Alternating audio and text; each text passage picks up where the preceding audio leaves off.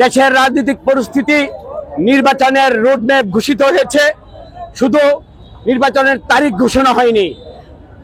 জনাব ডক্টর ইউনূস উনি বলেছেন ফেব্রুয়ারিতে ইলেকশন হবে। উনি যেহেতু উপদেষ্টা প্রধান, উনি সবার সাথে কথা বলে এই ডেটটা দিয়েছেন।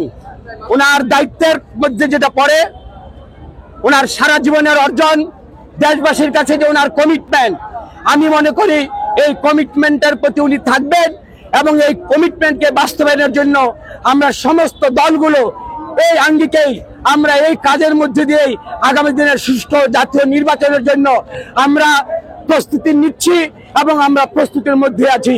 সর্বোপরি তারেক রহমান আমাদেরকে যে নির্দেশনা দিবে 31 দফার আলোকে ঐক্যমত্য সরকার, আমরা ওইটার উপর বেস করেই ওই ট্রেনে আমরা ইনশাল্লাহ উঠেছি।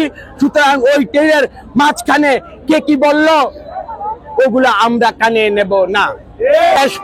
গন্তব্যের স্থান হলো পার্লামেন্টের সদস্য হওয়া।